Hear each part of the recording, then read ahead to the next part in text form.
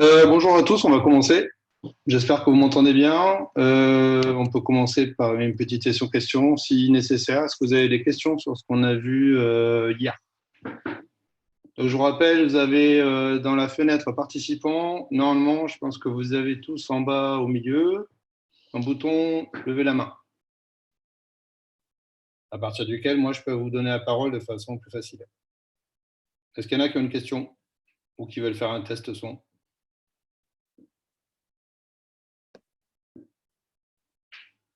Est-ce que vous m'entendez déjà? Je vais faire un petit test. Bonjour, vous nous entendez? Alors, Mohamed est déjà en action. Oui, Allô, monsieur, est-ce que vous vous entendez? t'écoutes? Vous m'entendez? Ouais, ça y est. C'est bon, toi Ah, aussi? oui, oui, c'était juste pour un test son. Bonjour. Bonjour Bonjour. à tous. Donc, tout le monde entend, on va dire? Bonjour. Victor, Bonjour. oui, c'est bon? Bonjour. Donc, on va y aller. Donc, levez la main s'il y a un problème. Et puis, on est parti. Donc, ce qu'on fait aujourd'hui, comme promis hier, c'est on fait un petit rappel sur les masses volumiques et les changements d'état. Parce que c'est un concept, donc comme je vous l'ai dit hier, en chimie, il faut prendre l'habitude de raisonner à deux niveaux. Le niveau des molécules et le niveau macroscopique, c'est-à-dire au niveau du laboratoire, quand vous faites des expériences. Alors, on va vraiment illustrer tout ça aujourd'hui avec ce concept de masse volumique. Donc, je commence par, alors j'espère que vous voyez la souris. Ouais. Alors, le concept de masse volumique. Alors, il est très simple de se rappeler cette formule, parce qu'en fait, vous avez juste à bien écouter son nom, parce que masse volumique, ça veut juste dire que vous prenez la masse divisée par le volume. Okay, la masse, vous le savez, de façon habituelle et même obligatoire, surtout pour certaines formules telles que l'énergie cinétique, hein, vous devez l'exprimer en kilos. Alors, ce que je vous ai mis en jaune, c'est aussi les unités qui sont moins officielles, mais plus utiles, surtout quand vous serez en chimie. En chimie, on pèse rarement des kilos d'eau, des kilos de réactifs, parce que tout simplement parce que, comme on l'a vu hier, on est en danger, quoi. Si ça se passe mal et que vous avez mis 1 kilo de nitroglycérine, ça finira beaucoup plus mal que si vous avez mis 1 gramme ou 1 milligramme. Donc en chimie, on est plutôt dans l'ordre des grammes ou des milligrammes. Donc c'est pour ça que je vous ai mis en jaune les unités correspondantes, ou en tout cas utilisées en chimie. Le volume, n'oubliez pas que c'est en mètres cubes en physique. Vu que l'unité officielle de la longueur, c'est des mètres, si vous élevez tout ça à la puissance 3, ça fait bien des mètres cubes. Par contre, en chimie, on va plutôt utiliser des millilitres ou des centimètres cubes. Je vous rappelle que 1 millilitre est égal à 1 centimètre cube. Et tout ça, on l'appelle ρ, c'est une lettre grecque, d'accord, avec cette espèce de boucle. Et donc, vous voyez que l'unité naturelle de la masse volumique, en physique, est donc en kilos par mètre cube, et en chimie, par contre, vous êtes en grammes par millilitre.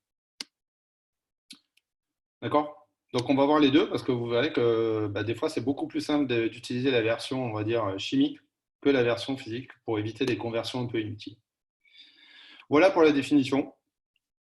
Donc, comme je vous l'ai mis là, alors j'avais dit à certains jeudi dernier, hein, ce signe-là, phi, la lettre grecque phi va désigner tout ce qui est physique, on l'utilisera beaucoup par la suite, donc je la mets tout de suite, essayez tout de suite de la retenir, et qui désignera tout ce qui est chimie. Alors, notre référence, comme beaucoup de choses en chimie, hein, et même en physique, vous allez voir, c'est l'eau. Vous allez voir qu'elle a une masse volumique assez simple à retenir, et surtout, ça nous permet de bien caler ce qui se passe au niveau des changements d'état. Donc, je vais faire un petit rappel sur les changements d'état que vous avez peut-être déjà vu en quatrième, mais comme j'en ai besoin par la suite pour vous montrer vraiment la différence fondamentale des masses volumiques, il faut être sûr que tout le monde est bien calé. Pas de souci pour l'instant. S'il y a un souci, vous levez la main. OK. S'il n'y a pas de son, je vois il y en a qui n'ont pas de son.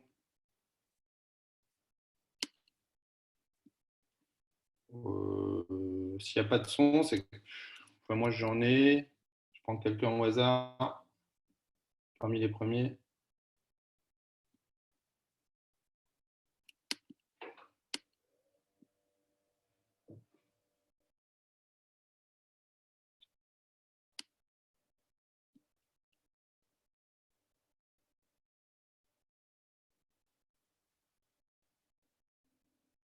Alors, c'est peut-être ceux qui sont sur un smartphone.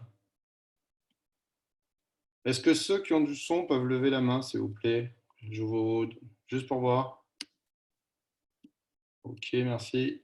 Bon, on va dire que ça marche alors. Donc dites aux autres que si ça ne marche pas, c'est de leur côté qu'il y a un problème. Je vois que vous commencez à comparer vos marques de portable, donc on ne va pas se lancer dans ce débat-là. Alors, donc ça, vous savez ce que c'est, on vous a suffisamment saoulé avec, c'est le fameux cycle de l'eau, d'accord? Qui est très important, bien sûr, c'est ce qu'on cherche au niveau des vies extraterrestres, parce que ça permet de stabiliser une planète. Vous avez de la glace qui fond, qui devient liquide, et on va voir la différence de masse volumique aujourd'hui.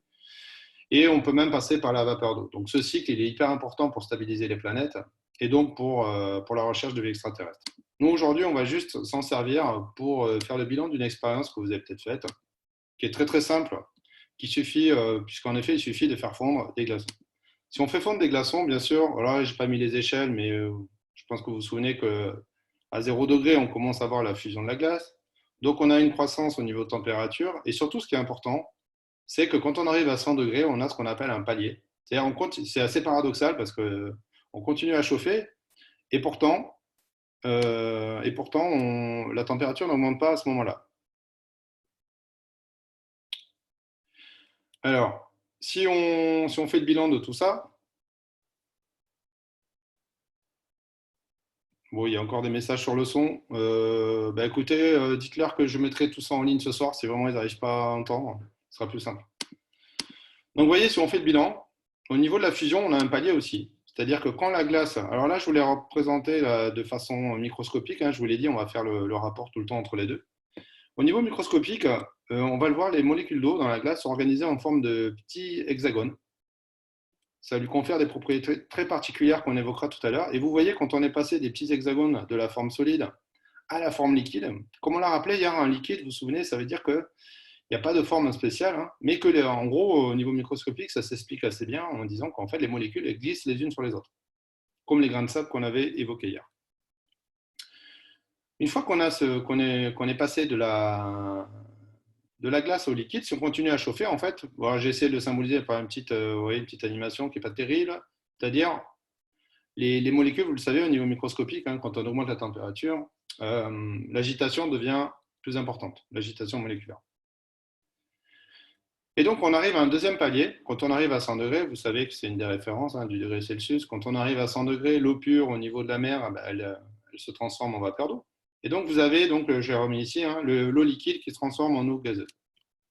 Donc, ces molécules d'eau, elles vont commencer à se séparer, en fait, et à se détacher. Vous le voyez ici, là, j'ai commencé à mettre le phénomène. Vous voyez que la vapeur commence à se former, c'est-à-dire que les molécules d'eau commencent à avoir assez d'énergie pour se détacher de la partie liquide.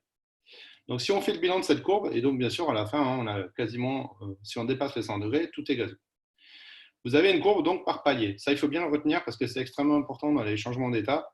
Donc, vous avez deux paliers dans l'expérience que je vous propose, l'expérience de pensée. Vous avez un palier à 0 degré et un palier à 100 degrés.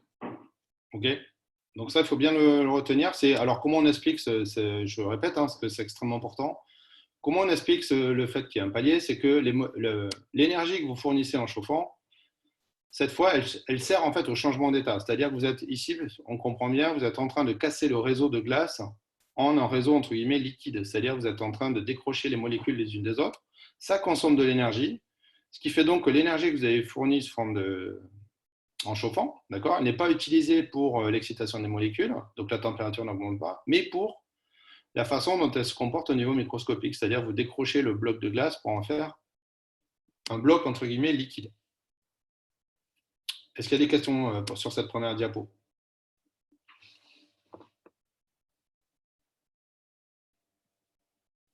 Non, c'est bon? On continue. Alors, donc maintenant, on va passer à la notion de densité de masse volumique appliquée justement au cas microscopique. Donc, comme je vous l'ai dit, alors c'est peut-être une découverte pour vous, mais c'est extrêmement important de se le rappeler, ça. Hein.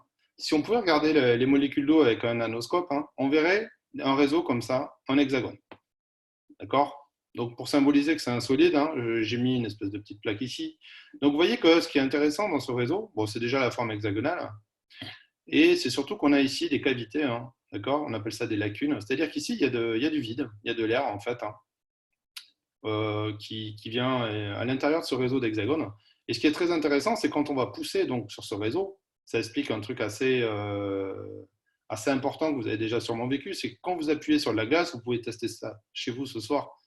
Si vous ne croyez pas, vous appuyez sur un glaçon sans le réchauffer avec un stylo, vous verrez qu'ils font. Alors ça s'explique de façon microscopique très simple, hein. C'est-à-dire que là, vous voyez, si vous appuyez, si vous mettez de la pression sur ce réseau, en fait, vous allez écraser les molécules contre les autres, et donc elles vont être beaucoup plus proches, et donc vous passez à l'état liquide. Donc pour bien rappeler que c'est à l'état liquide, j'ai mis un bécher en fond, c'est-à-dire que maintenant, vous êtes obligé d'avoir un récipient pour contenir ces molécules. OK?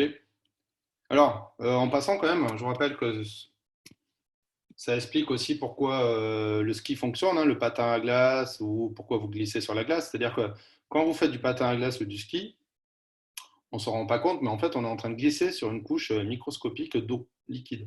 C'est-à-dire que vous êtes en train d'appuyer sur la neige, vous écrasez les molécules d'eau, elles se comportent comme un liquide et donc vous glissez mieux. D'accord? Donc en fait, ça explique simplement pourquoi on glisse sur de la glace. Quand vous faites un sport de glisse sur la glace, en fait, vous n'êtes pas en train d'être en contact avec la glace, vous êtes en train d'être en contact avec une pellicule d'eau. Alors, si on continue à chauffer, bien sûr, on va vers le gaz. Donc là, vous avez vu, j'ai fait les molécules, je pense que ça ne va pas vous étonner non plus, les molécules d'eau de plus en plus éloignées les unes des autres, et surtout avec une petite flèche hein, qui symbolise comme d'habitude le vecteur vitesse. Donc ces petites flèches qui montrent que les molécules d'eau sont beaucoup plus éloignées et sont plus rapides, plus excitées. Donc tout ça, j'ai symbolisé dans un ballon, parce que là, on est obligé de, vous le savez, les gaz ont tendance... Alors oui, il y a une question. Tu n'as pas de micro, celui qui a levé la main. Donc je suis désolé, je ne peux pas te donner la parole. Il faut mettre en route le micro. Est-ce qu'il y en a d'autres qui ont une question? Donc vérifiez vos configs de micro, parce que si votre micro n'est pas actif, ça va être compliqué. Donc ici, d'accord, en bleu, hein, j'ai essayé de symboliser un énorme ballon qui va contenir ces molécules d'eau. Alors, donc ensuite, au niveau macroscopique, comment on va expliquer tout ça? Désolé, monsieur Nokia 6, tu n'as pas de micro, je ne peux pas te donner la parole. Vérifiez que votre micro n'est pas en mute ou quelque chose comme ça. Alors regardez quand même quelque chose que j'allais oublier, qui est très important. Vous voyez les petits cubes que j'ai fait apparaître en vert, c'est-à-dire c'est un volume imaginaire qu'on essaye d'emprisonner. On voit tout de suite qu'il va y avoir une grande différence quand même au niveau des mesures. C'est-à-dire que vous voyez que dans ce volume de solide, il y a beaucoup moins de molécules que dans le même volume de liquide. Et encore moins que dans le volume gazeux. Donc tout ça, c'est bien sûr, c'est en fait un phénomène qu'on va résumer sous le concept de masse volumique. Alors, donc je vous l'ai écrit, ça c'est à savoir par contre, hein, que la glace est à peu près à 0,9. Alors, vous voyez qu'en physique, donc je rappelle, la légende des couleurs. En blanc, vous avez tout ce qui concerne les mesures et donc les unités en physique. Et en jaune, tout ce qui va être plus pratique au labo, c'est-à-dire les unités de chimie. Donc la glace, c'est environ 900 kg par mètre cube. D'accord? Donc si on convertit ça en grammes par millilitre, c'est assez facile en fait, hein. Je vous rappelle que alors des kilos au gramme, vous avez juste à diviser par 1000. Et attention, des mètres cubes au millilitre, il y a un rapport d'1 million. Donc ça, je le rappellerai en exo quand on gère des exos. Retenez bien, marquez-le quelque part, que 1 mètre cube égale 1000 litres en volume. D'accord? Les élèves, des fois, font la confusion, 1 mètre cube égale 1 litre, c'est pas possible. Imaginez 1 mètre cube, c'est un cube de 1 mètre de côté. Ça veut dire que vous pouvez mettre à l'intérieur 1000 bouteilles de 1 litre. Donc ça pèse une tonne pour de l'eau liquide. C'est extrêmement important. Et donc, tout de suite, on le rappelle, effectivement, la masse volumique de l'eau, donc c'est 1 mètre cube pèse 1000 kg ou une tonne. Si on divise tout ça par 1000, d'accord, on a qu'en fait, 1 millilitre, pardon, va peser 1 gramme. Donc, vous voyez, il faut retenir les deux pour vite basculer d'une unité à l'autre, c'est le plus simple.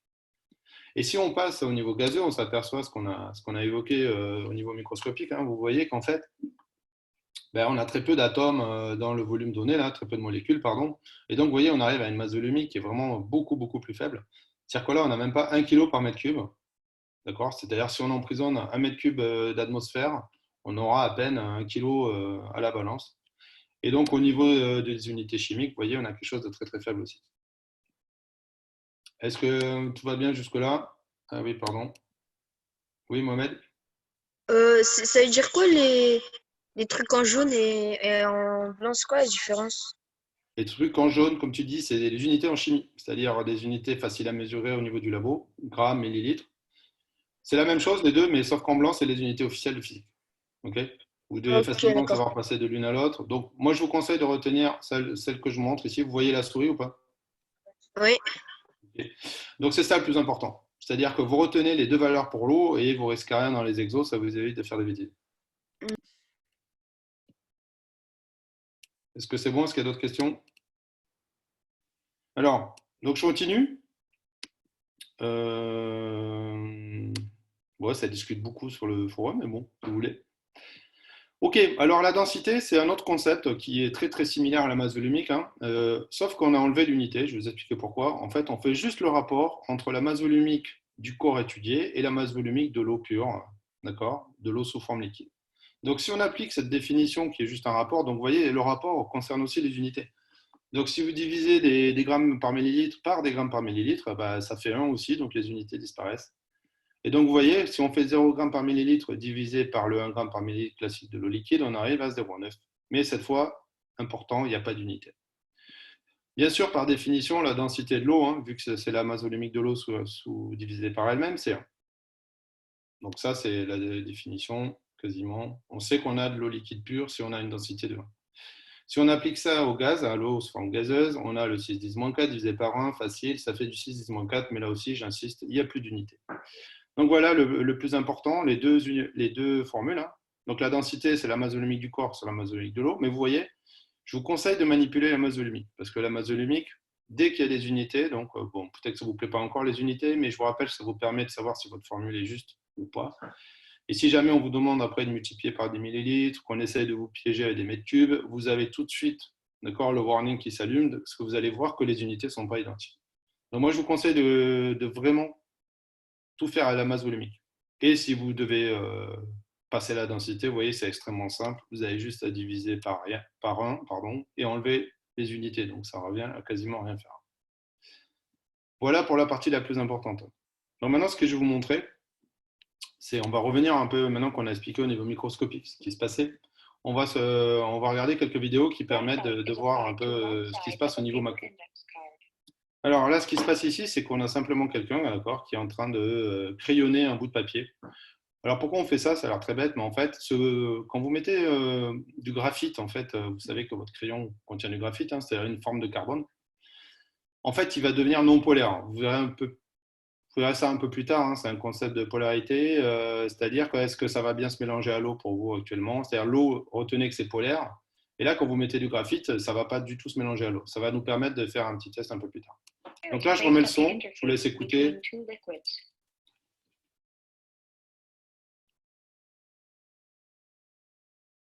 Donc, vous voyez, on essaie de retourner le bout de papier là,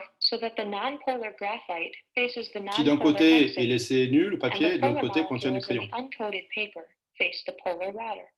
Donc, vous voyez qu'il a tendance à revenir, parce qu'en fait, si on revient au début, voilà, vous voyez qu'ici, vous avez ce qu'on appelle l'hexane, d'accord? C'est-à-dire c'est quelque chose d'apolaire, c'est comme de l'essence. C'est que du carbone et de l'hydrogène, hein, comme l'indique sa formule brute.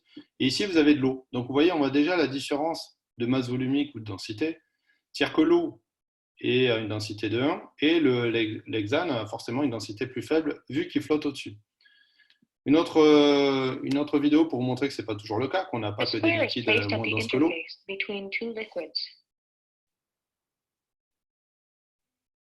Alors pareil, on refait le test avec le... Vous voyez qu'il y a même des bulles d'eau qui sont piégées ici à l'interface. Des bulles d'air, pardon. The paper orients itself so that the nonpolar graphite faces the nonpolar carbon tetrachloride, and the polar molecules in the uncoated paper face the polar water. Ok, donc vous voyez que là, cette fois, si je reviens à la légende du début, on a cette fois un liquide, d'accord, qui est plus dense que l'eau, donc qui va tout de suite au fond du bécher. Et on peut même, c'est peut-être des TP que vous avez fait l'année dernière, c'est que si on mélange ces trois liquides, when the nonpolar colored solid is added, the solid dissolves in the carbon tetrachloride. alors je vous laisse observer. Donc quelque chose que vous connaissez aussi, c'est que si on mélange deux liquides, on force deux liquides de masse volumique différents à se mélanger, comme vous faites quand vous faites de la vinaigrette, d'accord, vous allez le voir ici. Là, on a bien ce qu'on appelle la décantation des deux liquides, c'est-à-dire, vous voyez, on essaye de faire l'équivalent de vinaigrette, de mélanger, on voit bien des petites bulles. Vous voyez que très vite, les deux se séparent. C'est-à-dire le CCl4, il est beaucoup plus lourd, entre guillemets, et donc le vrai terme, c'est beaucoup plus dense que l'eau, donc il a tendance à se déposer au fond. Si on rajoute l'hexane de tout à l'heure, on s'aperçoit qu'on a une troisième couche ici. Donc là, vous avez vu, vous avez 3 étages. Alors, ce qu'on a rajouté au début, hein, le petit colorant jaune, pardon, c'était juste pour mieux voir justement la couche de CCl4. Donc, vous voyez, si on agite, on essaye de forcer le mélange et qu'on attend, ça s'appelle décanter, on s'aperçoit qu'on va vite revenir à la situation originale. D'accord? Alors, pour vous montrer que l'augmentation de volume dont je vous parlais avec l'eau, elle est pas anecdotique, hein, c'est quelque chose de très important. Je vous rappelle, c'est pour ça que la glace flotte au-dessus de l'eau. Hein. L'eau est un des rares corps à être, d'accord, à être plus dense quand on le fait chauffer. C'est-à-dire, si vous prenez de la glace, vous la faites chauffer, vous avez un liquide qui, au lieu d'augmenter de volume, a donc baissé de volume. Regardez le cas extrême, c'est l'inverse. Donc là, on va vous montrer une expérience où, en fait, vous voyez ici, on prend une espèce de grenade, on met de l'eau dedans et on va mettre le tout dans de l'azote liquide à moins 200 degrés environ. Donc c'est un choc thermique violent. Donc bien sûr, l'eau qui est versée à l'intérieur vous avez vu, jusqu'au goulot, va bien sûr se mettre à refroidir et donc à se transformer en gel. Et comme on l'a vu, là, à cause des hexagones, l'eau prend plus de place, l'eau gelée, pardon, prend plus de place que l'eau liquide. Bien sûr, ça va mal finir. Je vous laisse découvrir. 77 degrees Celsius and will cause the water inside the bomb to freeze. A wooden box is placed over the top of the bomb and slush bath. It takes a short time for the water to freeze. When it does, the bomb explodes. Some of the dry ice acetone slush is blown onto the explosion shield. Little bits of the cast iron bomb are left. Donc vous voyez, vous avez quand même des morceaux de métal quand même qui ont été découpés là, par l'explosion. On voit bien la glace encore qui est formée. Donc vous voyez que cette dilatation, vous l'avez peut-être déjà vécu dans votre congélateur. Hein. Si jamais on fait ça dans un congélateur, c'est pareil, on peut exploser une bouteille. Oui, Louise, on t'écoute. C'est quoi le CCl4? Allô?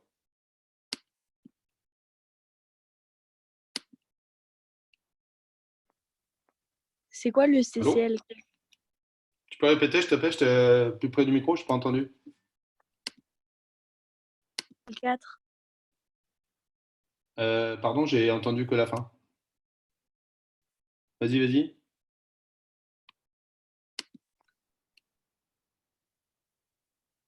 Allô? C'est quoi le CCl4? CCl4? C'est traité à chlorure de carbone, hein, c'est pas un truc très important, ça. C'est juste un liquide utilisé pour faire cette démonstration. D'accord? C'est assez proche du chloroforme, vous savez, ce qui sert à endormir les gens, là. Mais c'est pas très important là, c'est juste que c'est plus dense. Ça répond à ta question ou pas? Allô? Oui. Ok. Louise, il y a un problème avec ton micro, il s'allume et s'éteint. Je sais pas si c'est normal. Est-ce qu'il y a d'autres questions? Voilà. Donc, vous voyez là, le changement d'état, ça peut faire quelque chose de spectaculaire. Ça s'appelle même la bombe à eau. Hein. Donc, ça peut vraiment générer une explosion. Donc, ça, vous l'avez peut-être déjà vécu chez vous. C'est ce que je disais. Hein. Si vous oubliez une bouteille au congélateur, bah, si c'est en plastique, ça peut éventuellement, vu que le plastique, justement, peut se déformer, il va peut-être accepter ce changement de volume. Si vous mettez ça dans une bouteille en verre, garantie, vous retrouvez des petits morceaux de verre le lendemain.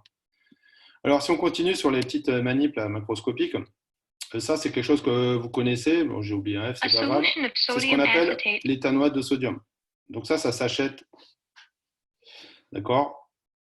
Alors ça, désolé, je l'ai mis trop tôt. C'est un peu le résultat. Regardez, on va juste verser du liquide, donc de l'éthanoate de sodium liquide, sur un petit cristal d'éthanoate. Regardez ce qui se passe, c'est assez étonnant. Clear to white very rapidly, and it crystallizes into a solid mound of material that builds up into a fairly tall vertical structure. Alors, vous voyez que quand on verse le liquide, bah, il se solidifie. On appelle ça se cristalliser. C'est ce qu'on retrouve ici. Et je ne sais pas si vous avez vu la vidéo, là, je la repasse en accéléré. Vous voyez si on colle un thermomètre, un thermocouple ici, on s'aperçoit que ça dégage, d'accord, que ça fait monter la température, donc ça dégage de la chaleur. Et donc, en fait, alors ça s'explique, alors je continue quand même, c'est utilisé, vous le savez, dans le domaine commercial. C'est ce que vous avez peut-être acheté quand vous allez au ski. Quand vous craquez ces chaufferettes là, comme ça, vous voyez, on voit bien ici que ça cristallise. Et en cristallisant, le liquide dégage de l'énergie sous forme de chaleur. Donc bien sûr, ça sert à se réchauffer les mains en hiver. Et en fait, si on se rappelle la courbe de tout à l'heure, hein, on avait vu qu'en fait, de changer d'état, ça consomme de l'énergie. Bah, si vous inversez ce changement d'état, vous pouvez dégager de l'énergie vers l'extérieur. D'accord? C'est-à-dire que, vous le savez, si vous devez chauffer de l'eau pour la faire passer de l'état glacé à l'état liquide, donc si vous arrivez à faire l'inverse, de passer à l'état liquide à l'état solide, vous allez récupérer de la chaleur cette fois, de l'énergie en tout cas, pardon. Alors, pour vous montrer quand même que ça peut être spectaculaire, les notions de masse volumique, hein, là, je vous ai mis une petite photo de Saturne, okay, qui est une planète que vous connaissez, qui fait à peu près 1000 fois la Terre quand même, donc ce n'est pas un petit objet. Bah, si on mesure sa masse volumique, on a un résultat assez décalé quand même. Hein. On s'aperçoit qu'en fait, si on avait un énorme océan, que j'ai représenté ici par un bécher, hein, Saturne flotterait. En effet, sa masse volumique est plus faible que celle de l'eau, c'est-à-dire elle est à peu près de, je crois, 0,7. Sa densité est à peu près de 0,7, celle de l'eau c'est 1. Donc si on avait un océan assez large, on pourrait faire flotter Saturne. Au niveau des gaz aussi, je vais vous faire une petite, parce qu'on oublie souvent les gaz dans les densités alors qu'ils ont des densités très différentes. Je vais vous faire un petit comparatif aussi macro-micro. Donc c'est parti. Donc là ici micro, bien sûr, je l'ai symbolisé par des petites molécules d'eau avec les 3 traits. Hein, je vous rappelle, c'est pour vous rappeler que ça a pas mal de vitesse les molécules et qu'elles sont très éloignées les unes des autres. Alors regardez, première vidéo. En fait, on a gonflé ici un ballon d'hélium et un ballon d'hydrogène. Donc, je vous rappelle que le ballon d'hydrogène, hein, c'est dangereux, à la moindre étincelle, il explose. Balloons rise because they are filled with gases much less dense than air. Voilà, je ne sais pas si vous avez compris. Regardez, on se fait un petit ralenti. On s'aperçoit que le ballon d'hydrogène monte monte plus vite en tout cas que le ballon d'hélium. Alors, je vous rappelle qu'on préfère les ballons d'hélium parce que pour les anniversaires, même si quelqu'un fume à côté, il n'explose pas. C'est un gaz, vous vous souvenez, il fait comme l'argon, il fait partie des gaz nobles, c'est-à-dire qu'il est très stable. Même si vous mettez le feu au ballon, bon, à part le plastique, ce n'est pas dangereux. Donc ça, ce sont des gaz qu'on qualifie de moins denses que l'air puisqu'ils montent. Si on fait la version microscopique, en fait, regardez, c'est assez facile à comprendre. Vous voyez que les atomes d'hélium, d'accord, c'est pas, et les molécules d'hydrogène, d'accord, ont des tailles différentes et donc des masses différentes. Et c'est pour ça que la masse volumique va être favorable au d'hydrogène et donc il va monter plus vite. Donc bien sûr, on ne peut pas l'utiliser dans les dirigeables. Hein. Peut-être que vous avez vu l'image, mais il y a un dirigeable. Ouais, elle n'est pas sur Discord tout de suite. Ok, essayez de comprendre ce qui se passe au niveau de votre micro, mais bon, c'est pas grave. Maintenant, si on fait la même expérience avec des gaz plus denses que l'air, alors on a tendance à dire plus lourd, hein, essayez d'éviter, c'est un défaut de vocabulaire. Et vous verrez qu'on fera des exercices, la masse ne suffit pas, il faut, comme on l'a rappelé au début, diviser par le volume. Alors cette fois, on vous a mis 4 ballons différents. Cela, vous connaissez, d'accord, diazote, dioxygène, dioxyde de carbone, SF6, d'accord, c'est l'hexafluorure de soufre. C'est un gaz un peu bizarre qui n'est pas très répandu, à part dans les balles de tennis. C'est celui qui a les balles de tennis. Et regardez si More on fait la dense même gases expérience. fall to the ground more quickly than less dense gases. Voilà, vous avez vu. Bon, déjà, ils ne montent plus comme tout à l'heure, ils descendent, donc ça confirme qu'ils sont plus denses que l'air. Et vous voyez que l'hexafluorure de soufre est le plus dense des 4. Donc c'est lui qui va être le plus attiré par la force de gravitation terrestre. Au niveau microscopique, on continue, on fait comme tout à l'heure. Donc, toujours pareil, hein, les molécules d'azote, les atomes d'azote coloriés en bleu. Ceux d'oxygène en rouge, vous voyez, c'est des masses à peu près similaires. L'oxygène est un peu plus lourd. Le CO2, ça ne doit pas vous étonner, il a 3 atomes, donc forcément, il va être plus lourd. Hein. Bon, là, j'ai représenté que quelques molécules, on est d'accord, c'est très symbolique. Et l'hexafluorure, hein, donc 6 fluores autour d'un atome de soufre, représenté en jaune, parce que vous le savez peut-être, le soufre solide est jaune. Et donc, vous avez ici quelque chose de logique, c'est-à-dire que les molécules, bien sûr, les plus grosses, avec le plus d'atomes en général, sont plus lourdes que les molécules avec seulement 2 atomes. Donc tout ça, ça vous explique assez simplement pourquoi les gaz ont des densités et donc des masses volumiques différentes.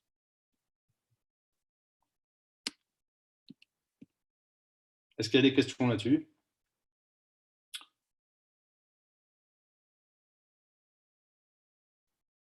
Non, 0 question? C'est trop facile? Alors, ça, c'était donc un petit rappel rapide hein, des masses volumiques, des densités, pour qu'on soit bien calé sur les sur les unités et sur ce qu'on va faire plus tard. Donc là, ce que je vous propose maintenant, c'est que je vais vous envoyer par email, sûrement par vos parents ou par Pronote, les exercices. Je vous conseille d'aller sur le livre scolaire, hein, c'est pas mal, il y a des exercices dessus. Donc je vais vous préparer un QCM sur Pronote et des exercices que vous pourrez faire, surtout pour vous entraîner au piège des unités.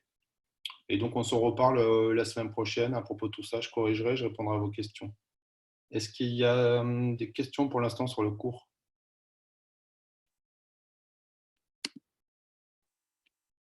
Oui, Louise, on t'écoute. Comment on fait pour regarder en replay la Parle bien vidéo? fort, tout le monde, ton micro va s'éteindre. Comment on fait pour regarder en replay la vidéo? La vidéo, je vais la poster ce soir. Vous n'avez pas réussi à voir celle qu'on avait fait hier? Alors normalement, j'envoie à vos parents ce soir, ou par email, comme vous préférez. J'envoie le lien vers la vidéo. OK? Et donc, vous pouvez la télécharger ce soir. Faites-le assez vite parce que je pense que dans 2-3 jours, je serai obligé de les supprimer parce que j'aurai pas assez de place sur le serveur. Mais elle sera disponible ce soir dès qu'on a, enfin, d'ici 1 heure, je devrais avoir fini ça. OK?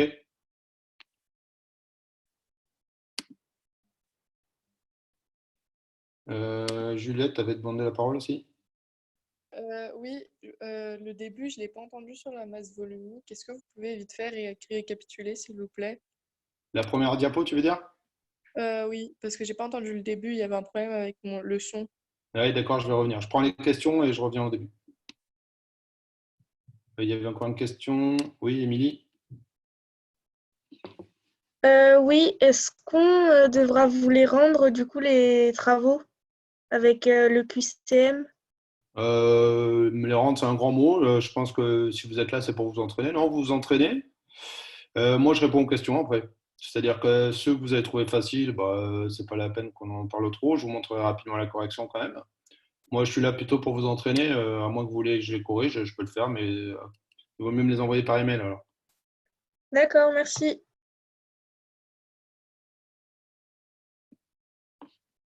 Alors, Ellie, on t'écoute? Donc, l'eau liquide, c'est plus lourd ou moins lourd que la glace? Plus dense. Faut faire attention. Ok, l'eau lourd. Effectivement, l'eau liquide est plus dense que la glace. C'est pour ça que la glace flotte, hein. J'ai pas, enfin, peut-être j'aurais dû plus insister, mais je vous rappelle que c'est grâce à ça qu'il y a de la vie sur Terre, hein. Si la glace ne flottait pas, en fait, elle coulerait au fond de l'eau et donc le lac se gérerait au fur et à mesure. Donc vous ne pourriez pas avoir de vie aquatique sur une planète où la glace ne flotte pas. Donc, l'eau liquide, c'est plus dense, mais c'est pas plus lourd. Eh ben, plus lourd, ça dépend. Enfin, plus lourd, ça suffit pas comme concept. Tu es obligé de ramener ce que tu appelles lourd, c'est-à-dire la masse, au volume considéré. Donc, si tu prends le même volume de glace et d'eau liquide, effectivement, l'eau liquide sera plus lourde. D'accord. Alors, Mohamed, oui? C'est quand vous allez mettre les devoirs sur Pronote? Les devoirs, je ne sais pas si je peux les mettre parce qu'officiellement, je ne suis pas votre prof. Donc, je vais essayer de les mettre dans la case devoirs faits. OK? Mais je peux pas vraiment, je crois que je ne peux pas les mettre, hein. Donc, c'est pour ça on communique par vidéoconf. Vous avez mon email. Si vous voulez les devoirs, en fait, les exos, je vais vous les envoyer par email, ce sera plus simple. Mais si vous arrive à avez les notre mettre sur email? Pronote- Pardon? Vous avez notre email? Non, j'ai les emails des parents qui les donnent sur Pronote, donc on peut les récupérer. Ah, ok, d'accord. Donc, je passerai par vos parents. OK? Ok, ok. Est-ce qu'il y a d'autres questions? Ouais, Zachary, on t'écoute.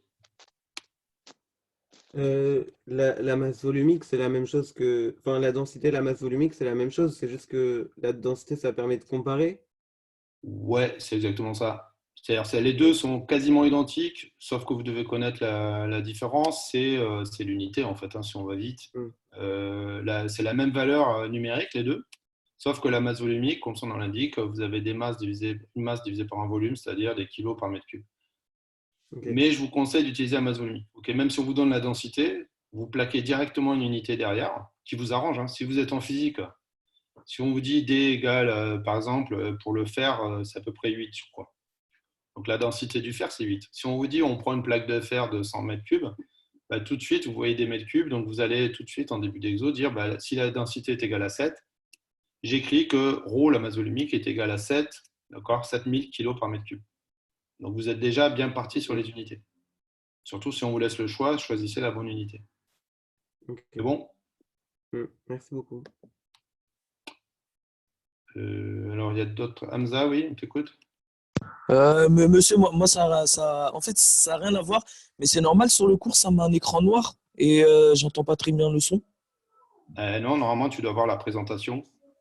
Parce que Donc, si ça n'a pas marché, tu dois avoir un problème au niveau de l'écran de partage. Tu as un truc qui n'est pas bien sur je ton dois relancer?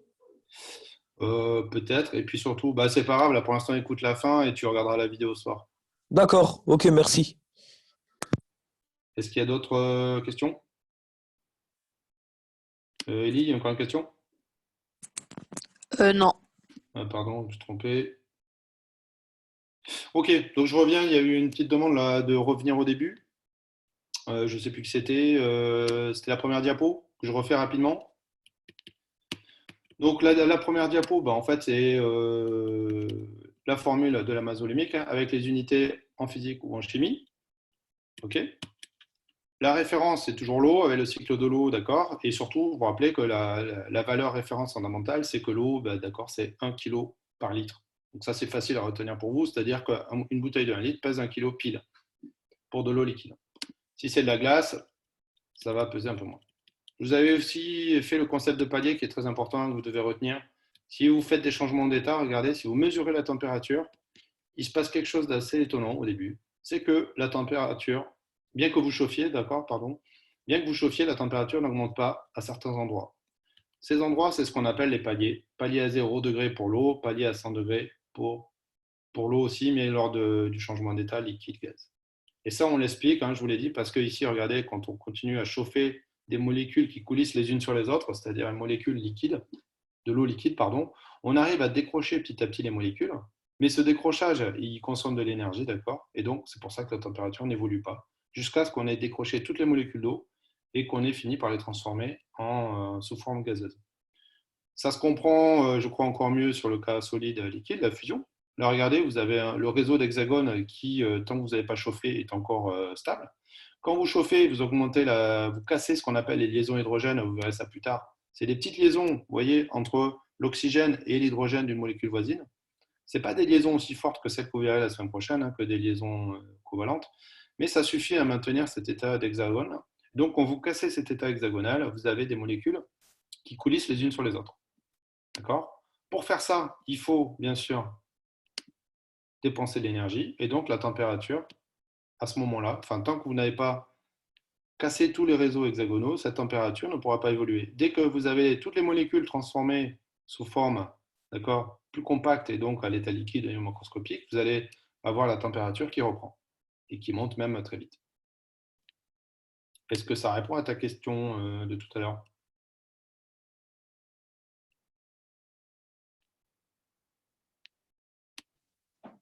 Oui. Alors, j'ai deux questions. Oui. Quand c'est solide, et ça veut dire que les molécules elles sont en hexagone, donc ça veut dire qu'il y a des trous. Ouais, il y a des trous ici. Alors, je change de diapo. On le voit mieux ici. OK. Ici, c'est vide. Ah, d'accord. Et donc, quand on passe de l'état solide à l'état liquide, ça veut dire que ça s'écrase.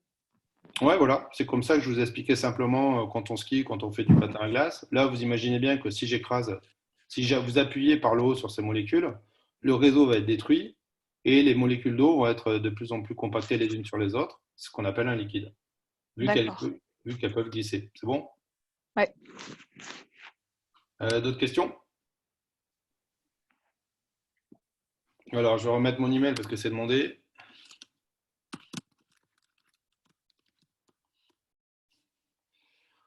Est-ce qu'il y a des questions supplémentaires?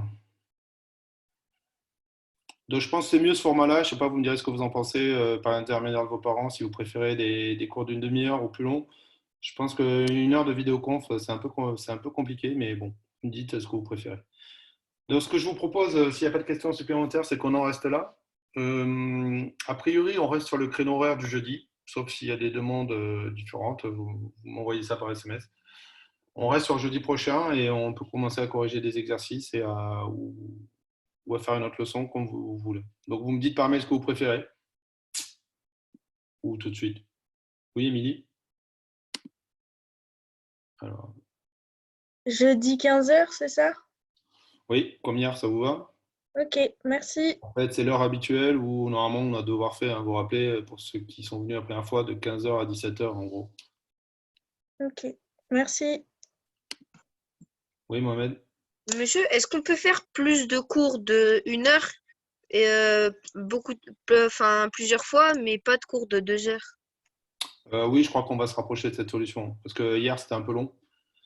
Oui, oui, on va faire plutôt ça. C'est-à-dire, je ferai des petits rappels peut-être rapides en début, et puis peut-être on fera des exos plus tard. Mais on va faire. Pardon? Ok, d'accord. Merci.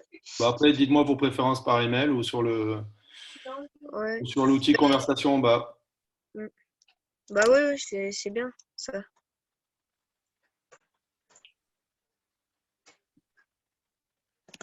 Donc, je vous rappelle que je dépose sur le cloud là, ce soir la vidéo. Je vous envoie un petit message, un petit lien. Oui, Hamza? Oui, monsieur, donc c'est demain le prochain cours. Non, à moins que vous vouliez, mais c'est pas prévu demain. Ah, d'accord, ok, merci, merci, merci. Jeudi le prochain cours. Vous me dites D'accord, par ferme email, la hein. porte.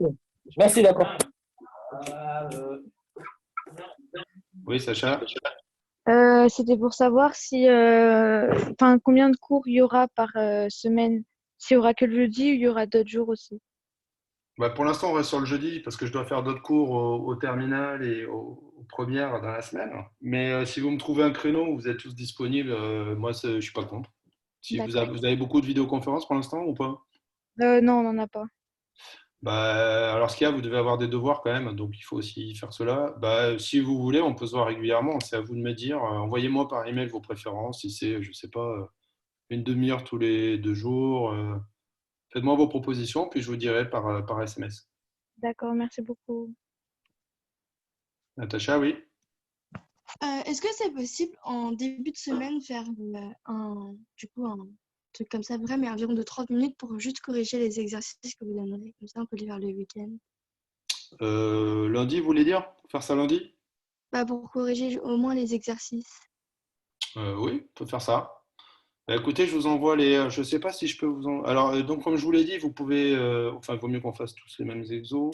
Donc, je vais essayer de vous trouver un PDF d'exercice, d'accord? Parce que moi, j'ai pas votre bouquin de. J'ai pas. Alors, s'il y avait quelqu'un qui pouvait m'envoyer. Vous avez un livre papier ou vous avez des livres numériques?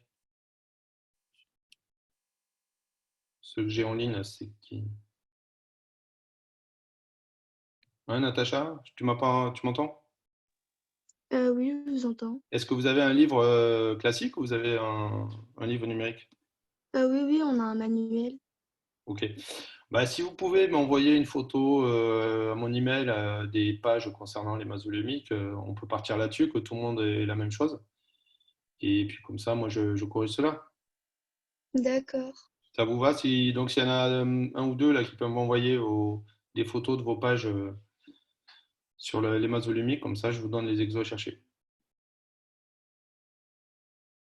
Oui, Mohamed, Bah moi, je veux bien. tu veux bien quoi? Bah vous envoyez. Bah, vas-y, ok, j'attends. Ah là, maintenant? Bah ouais, enfin Ah ce ok, soir, quoi. ah, ok, d'accord. Euh, euh, Ah, t'affole pas, c'est bon, ce soir, commence pas à flipper à sortir ton téléphone. On fait ça ce soir tranquille. Ok? ok, ok. Donc moi, je vous envoie ensuite les exos cherchés par email ou SMS à vos parents. D'accord. C'est bon? Pas d'autres questions? Bah écoutez, donc je vous dis au revoir. Portez-vous bien et puis je vous envoie les exos dès que j'ai reçu vos photos. À bientôt.